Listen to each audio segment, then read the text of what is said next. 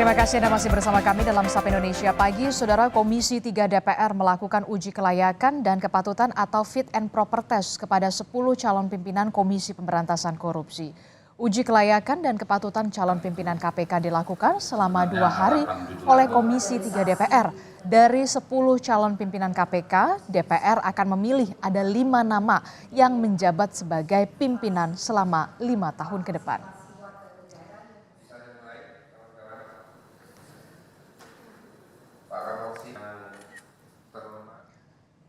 Dan ke-10 calon pimpinan KPK juga menyampaikan pernyataannya ke Komisi 3 DPR. Berikut sedikit kiprah dan yang menjadi sorotan dan fit and proper test Capim KPK. Ada Agus Joko Pramono yang merupakan mantan anggota Badan Pemeriksa Keuangan dan Ahmad Alamsyah Saragih yang merupakan mantan anggota Ombudsman dan Ketua Komisi Informasi Pusat, Saudara. Agus Joko Pramono menyoroti aturan standar penghitungan kerugian ekonomi negara harus dibuat model dan standarisasi. Sementara Ahmad Alamsyah Saragih menyoroti soal kolaborasi KPK dengan Polri serta Kejaksaan. Kemudian ada nama Joko Purwanto, Saudara, yang merupakan mantan Kasubdit 2 Tipikor Barreskrim dan pernah jadi Kapolda Nusa Tenggara Barat. Kemudian ada Fitroh Rohhayanto yang pernah jadi Direktur Penuntutan KPK pada 2019 namun mundur pada 2023. Dalam fit and proper test, Joko Purwanto menyoroti lembaga anti rasuah hanya fokus menangani korupsi berskala besar dan strategis.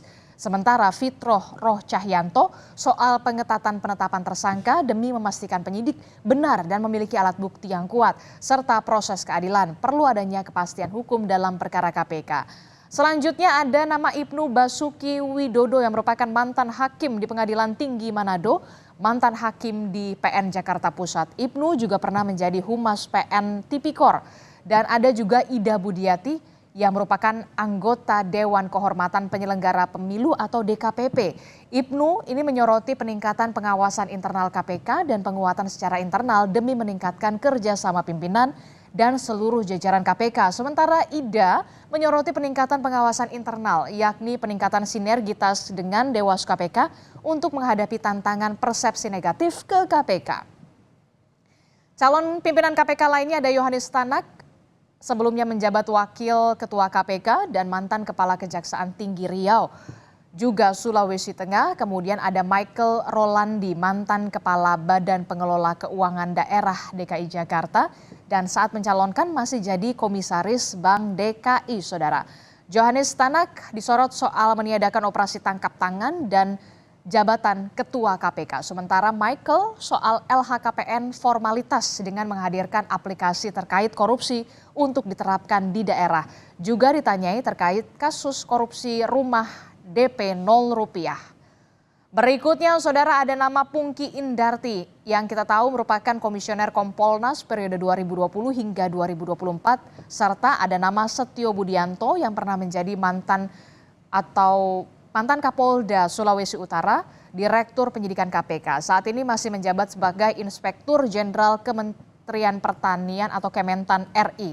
Pungki, Saudara, menyebut soal integritas KPK terkait dengan krisis kepercayaan kepada KPK terjadi karena integritas para pimpinan ini bermasalah, juga soal pengembalian kerugian negara. Sementara Setio mendukung revisi 2 pasal Tipikor yang dinilai menuai polemik dan layak diuji materi ke MK.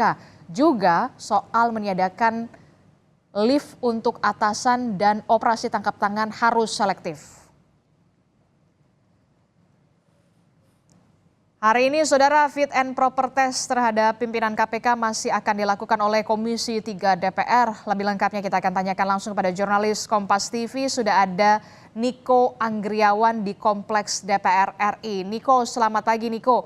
Niko, dari ke-10 nama calon pimpinan KPK yang sudah tadi saya sebutkan, siapa sebenarnya calon yang paling terkuat mengemuka di Komisi 3 DPR RI untuk bisa dipilih sebagai Dewan Pengawas dan juga calon pimpinan KPK?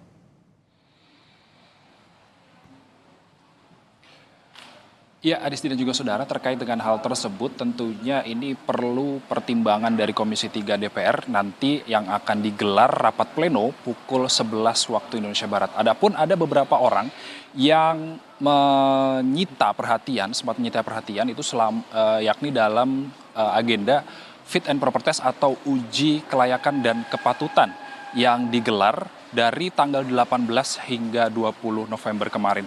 Di antaranya ini adalah pernyataan dari salah satu calon pimpinan KPK yang bernama Johannes Tanak yang mengatakan bahwa dirinya apabila terpilih menjadi pimpinan KPK selama satu periode ke depan, yakni tahun 2024 hingga 2029, nantinya dirinya ini akan menghapus operasi tangkap tangan, yang mana operasi tangkap tangan sendiri ini sudah menjadi tradisi dari lembaga anti rasuah tersebut.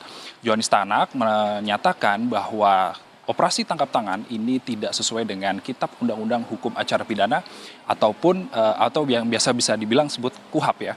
Lalu kemudian Johannes Tanak ini menyatakan bahwa seharusnya apabila diadakan operasi tangkap tangan, maka seketika itu juga harus ada tersangka dan juga langsung dilakukan penangkapan. Dan kemudian untuk Dewan Pengawas sendiri ada pernyataan yang menarik, yakni dari calon Dewan Pengawas yang bernama Gus Rizal, bahwa calon Dewan Pengawas Gus Rizal ini berpendapat atau setuju bahwa harus ada Dewan Pengawas KPK ini harus mempunyai kewenangan yang disegani oleh insan KPK, termasuk ketua KPK itu sendiri.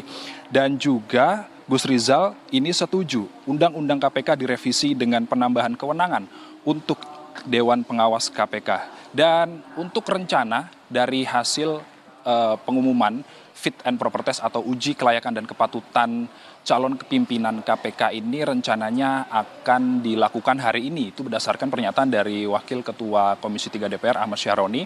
Namun yang jelas pada hari ini, sejak pukul 8 waktu Indonesia Barat tadi sudah diberlangsungkan ini fit and proper test 3 calon Dewan Pengawas KPK yang setelah sebelumnya pada hari kemarin ini sudah diberlangsungkan 7 fit and proper test Dewan Pengawas KPK. Adapun setelah diadakan fit and proper test calon Dewan Pengawas KPK, nantinya Komisi 3 DPR ini langsung menggelar rapat pleno untuk menunjuk siapa 5 orang calon pimpinan KPK dan menunjuk 1 orang sebagai ketua KPK. Adapun berdasarkan pemutusan untuk memutuskan siapa yang akan menjadi pimpinan KPK ini, Komisi 3 DPR nantinya akan melibatkan seluruh fraksi yang mempertimbangkan hasil pemaparan gagasan dan juga visi misi yang disampaikan oleh calon pimpinan KPK untuk nantinya ditunjuk menjadi ketua KPK dan juga pimpinan KPK selama 1 periode mendatang. Adisti. Oke, baik, kita akan tunggu bagaimana nanti hasilnya, siapa saja yang kemudian dipilih oleh Komisi 3 DPR RI untuk menduduki pimpinan KPK periode mendatang. Terima kasih informasinya jurnalis Kompas TV, Niko Anggriawan melaporkan langsung dari Kompleks Gedung DPR RI. Selamat bertugas kembali, Niko. Saudara, informasi penting dan juga menarik lainnya masih akan kami hadirkan usai jeda. Tetaplah bersama kami di Sapa Indonesia Pagi.